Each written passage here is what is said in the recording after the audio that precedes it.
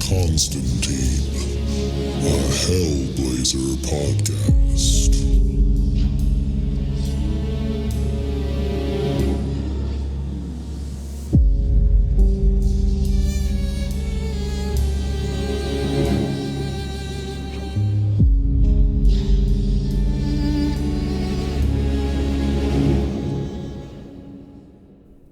Hey there, everybody, and welcome back to John Constantine, a Hellblazer podcast. Today, we are reading issue number 138, but just a little catch-up on what's been going on in the past couple issues. One of John's past loves, named Isabelle, was murdered, and she was murdered very violently, and in fact, her ghost was left, and John found her ghost playing in a playground, which is actually, I guess, where they met.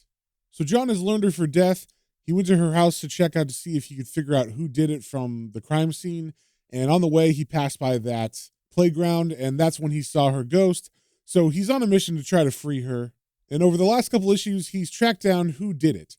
And it was a boyfriend of hers named Joshua Wright, who I guess was a boyfriend after John. And that's important because it turns out Joshua Wright is another magician.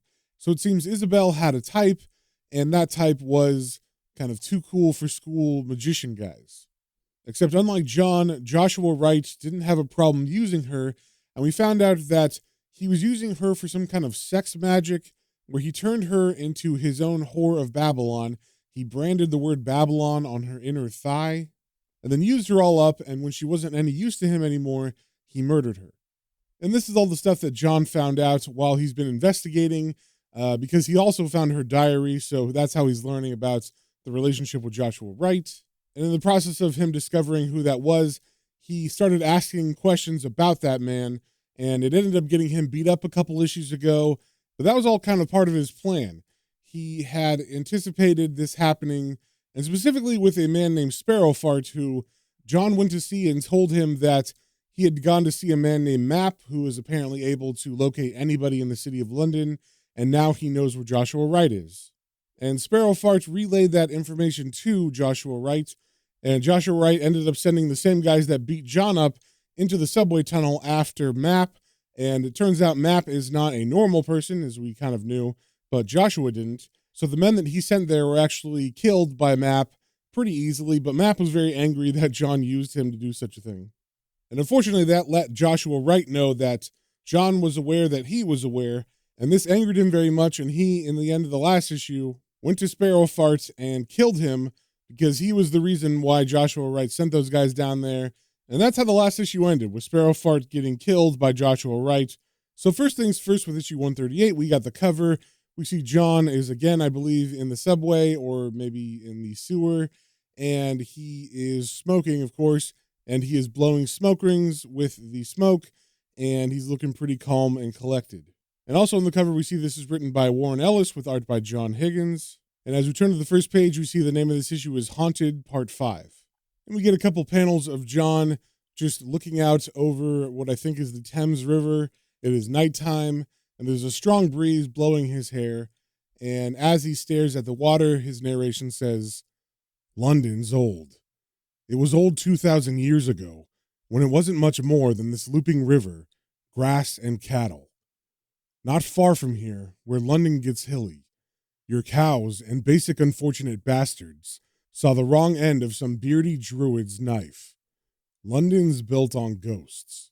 And then he turns away from the water and he holds up his collar to block the wind as he lights a cigarette, and his narration continues. "You can't walk London without walking on ghosts. Downriver, there's the row of council houses where razor blades fly through the toilets and living rooms. In the cells under Chiswick Police Station, you can see a man screaming and pissing himself in fear, his flesh splitting open under meat cleaver blows, stretched tendon and torn meat glistening and vibrating in the half-light. Beaver Lodge in Hammersmith, there's a nun who gave birth to a child, burying the poor little bleeder in the garden there. Every night, you can hear the sounds the baby makes as shaky handfuls of earth fall over its mouth, one by one, more and more." Then John turns back around and he stares over the edge of the bridge down at the water, and his narration continues. "The Smithfield Meat Market where they executed William Wallace for being an awkward Scotch twat. Stinks of it. Literally. They boiled a cook alive there in the 1600s for poisoning some bishop's mates. On a good night, you can smell him cooking. Him and the other heretics and turbulent priests they roasted there. And we can see as John stares into the water, he sees something and his eyes get very big, and he says, "Bloody hell." Then we get a big panel of what he's seeing, and I believe it is the ghosts of a bunch of babies who've been thrown off the bridge, and they're just kind of sinking and bobbing around, and they still look kind of alive as their ghosts, I guess, relive like their last dying moments. But John doesn't really do anything. He just takes another drag of his cigarette and closes his eyes for a second, and his narration continues saying, "Out of Newgate Prison, that is. They've knocked it down, of course. Stuck the Central Criminal Courts on it. The Old Bailey.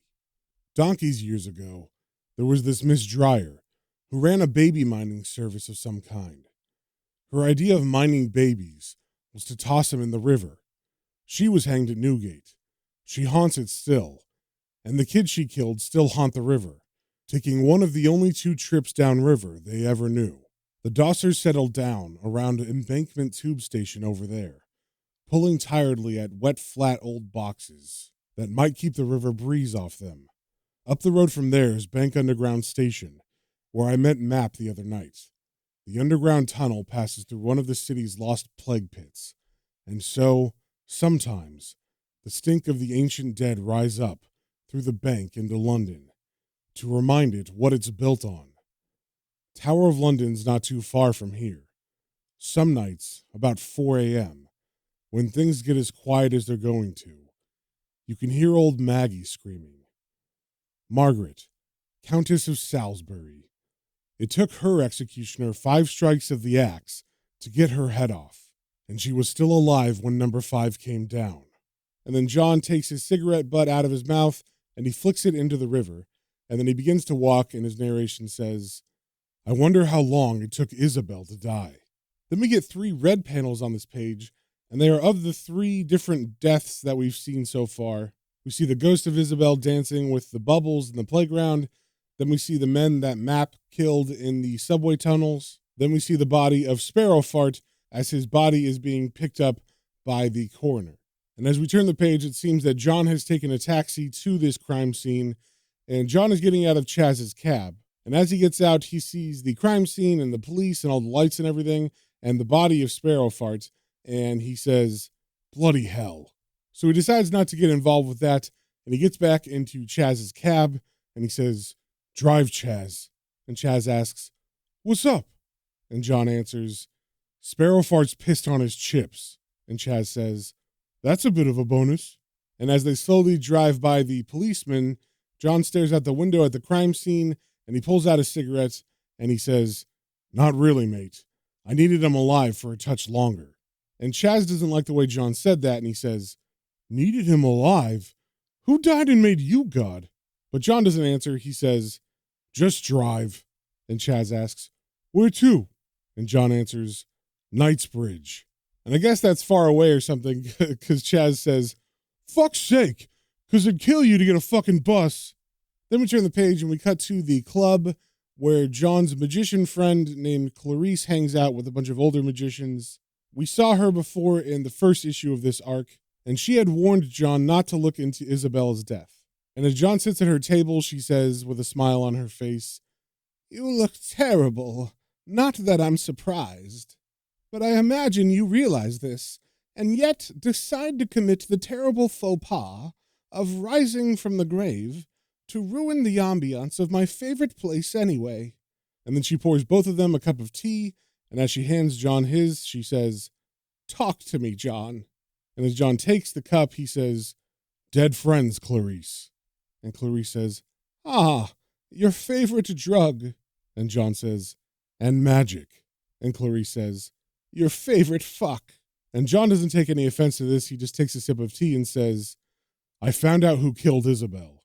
It was her boyfriend. He's a magician too.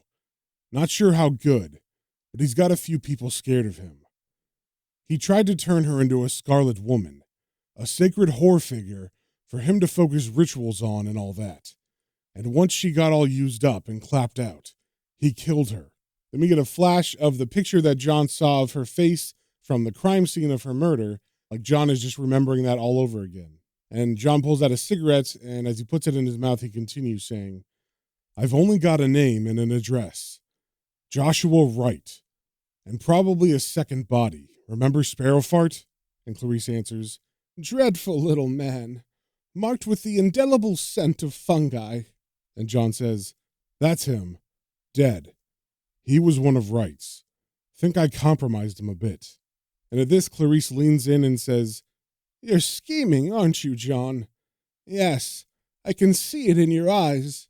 Then she takes a sip of tea and continues saying, I bet you're feeling like you could eat London for breakfast and hump her for lunch right now, despite your war wounds there. Blood's pumping, isn't it? Heart's pounding. I bet you've got all those little scrotal sacks of men that you cultivate as friends all over town right now, doing your bidding, setting this Wright boy up for a fall. And then she pauses and licks the corner of her mouth where some tea has dribbled out, but it's kind of like she's getting off on this as she finishes saying, probably a very long fall. And as she says this, John is staring back at her very stone-faced, and she continues saying, and this is all to keep you alive, isn't it? I really do wonder about you, John. You use people up at an appalling rate, and sometimes I believe you really don't realize it. And then John turns around and looks through his coat, and he begins to pull out a book, and he says, you think this is all about me, don't you? And Clarice says, of course I bloody do. Don't be so silly. And then we see he pulls out Isabelle's diary, and he throws it on the table and says, open that. Any page. Read some. So Clarice does that. She picks the book up, opens it randomly, and just starts reading. And on that page, this probably just happens to be the worst page in the book or something, but Isabelle's words read, I've seen things. Josh is a real magician. There really is something like magic, and it works because of me. I'm his Scarlet Woman, his fetish. Through me, he can... I don't have the words for it. And we get a panel of what I guess Clarice is picturing in her mind as she's reading this. And we see Isabelle floating naked in a hell dimension, and she is having relations with some sort of shadowy demon. And Clarice looks up from the book and says, good God, this girl was a student, yes? Then we get more of the excerpt from the diary, and it continues saying, and he can only do it because of me. He explained it. Only through me. Everything's perfect. Even this late period isn't worrying me. Not tonight. So I guess right there, they're insinuating that Isabelle was pregnant with the baby of Joshua Wright. And at that, Clarice slams the book shut and says, stupid bloody girl, acting like someone flipped open the top of her head and switched her brain off. And I guess this wasn't the reaction that John was thinking he was going to get from her, and he asks, what? And Clarice looks at him straight in the eyes and says, oh, I see. She's the sacred victim. Mustn't say a bad word about her. God forbid we mention that the useful dead girl was plain as thick as 2 short planks. Hold your bloody Diana lighter up in the air. Forget she practically invited rape, horror, and death through rank stupidity. And John narrows his eyes and he puffs his cigarette and he says, she asked for it. Even if she did bring it on. If you knew enough about her to make that kind of value judgment, which you actually fucking don't. Does that matter? Then Clarice leans back and says, no, I suppose not. But you have to understand, John, she's not special. And John says, I saw her ghost. And Clarice leans forward and says, so what? Half the people in here are dead. Hadn't you noticed? Then we get a shot of all the old people dancing around, and Clarice continues saying, this is where the old generation of magicians come. Half of us are waiting to die. The other half is waiting for us. Tea, dances, and bone china. What did you really come here for? And then John flicks one of his cigarettes through one of these older ghosts, and he gets a little grin on his face as he says, I want an introduction to your friend Albert. Used to be court magician to the Cray twins. ruined his manners. And then we get a panel of Clarice as she, I guess, looks disgusted or angered or something. But then she gets a big grin on her face and says, "You are a hopeless bastard, John Constantine." Then we zoom in on Isabelle's diary on the table, and it turns from the table scene back to the murder scene where Isabelle's body was found. And it happens over 4 panels, so it's like dinner table, diary in a room full of blood. Then we see Isabelle's bloody hand next to the book. Then we see next to her hand is a hammer with chunks of flesh and hair on it. So I guess that was one of the murder weapons. And under these panels, we get more excerpts from the diary, and it says, "I'm not sure how I've gotten to this point. I mean, I'm not stupid. Why didn't that bastard Constantine show me what magic was like? Why didn't he love me the way Josh does?" And I guess the juxtaposition over the concept that Josh loves her and what Isabelle thought of that over the images of the murder scene is pretty fucked up. Then we turn the page and we see John walking later that night, and he's smoking, of course, and he's looking at his watch, and it looks like he's waiting for a specific moment, maybe 4 a.m., because that seems to be some kind of witching hour for him. And right as it hits whatever time he's looking for, he smiles and he says, "Right then, game on." Then he looks forward and his narration says, "Time to run the scheme. Time to fuck someone's life up. Time to destroy someone." Then we turn the page and we cut to a man we haven't seen before. And the first panel we see of this guy, we see he's a white guy in his mid-30s, early 40s. He's got longer hair than John, but it is blonde and he has blue eyes. But unlike John, he's got some body modifications. He's got, I don't know what they're called, I guess implants underneath his arms on his forearms. And they consist of 6 bumps that get progressively smaller as it moves from the elbow to the hand. And he also has a scarred up face. And if you haven't guessed it, this is obviously Joshua Wright, which kind of makes sense that Isabelle would date him after John because he looks a lot like John, but like an edgier version. And over these panels of him just in a room, shirtless, walking around, we get excerpts from Isabelle's diary, and it says, "We talk for hours about not wanting to be the same as everyone else. We want our own language, new skin, a planet of our own design. One of his friends tells us about implantation one night. Josh wants me to fuck him. I'm not sure." And then after, I guess, Isabelle goes through with the implantations along with Josh, her diary entry continues saying, "I can feel cold metal. I can feel it under my skin, lying on my meat, I suppose. Ball bearings. 3 nails just above my bum. Josh kisses me there, and then looks at me with those almost white eyes." Then Joshua sits down and pinches the bridge of his nose like he's trying to think. And then he grabs a pack of cigarettes and stands up again. And as he pulls a cigarette out, he says out loud to himself, "All right, so have a little think to yourself, son. Where do you find another pair of vicious pricks who love kicking the shit out of complete strangers so much they don't even want cash for it?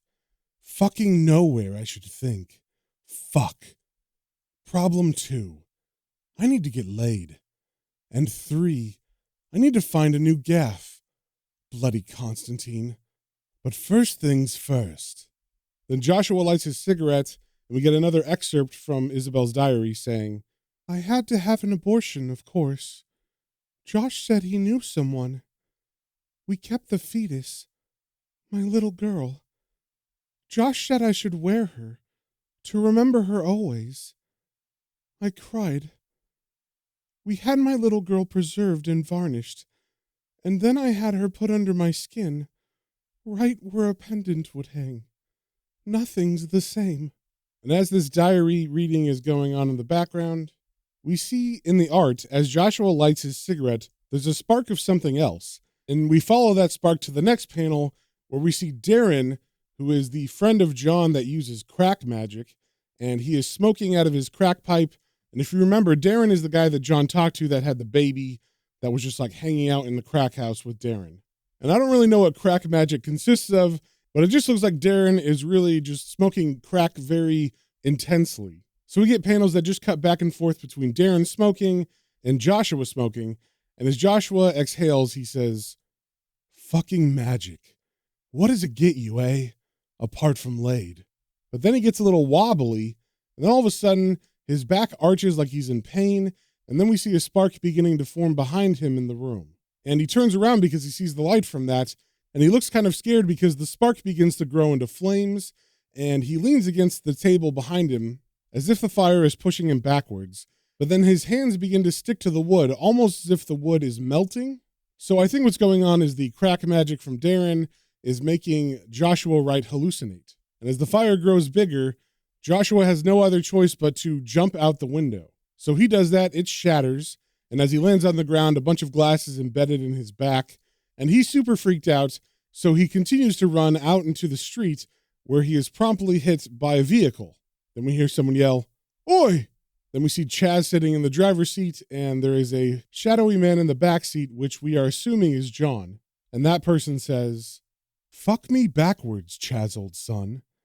You appear to have graduated from squashing hedgehogs to walloping stray young men with your fucking cab. Nice one, my son." And then Chaz smiles and looks back and says, "Cheers. I'm well happy as it goes. Sorted."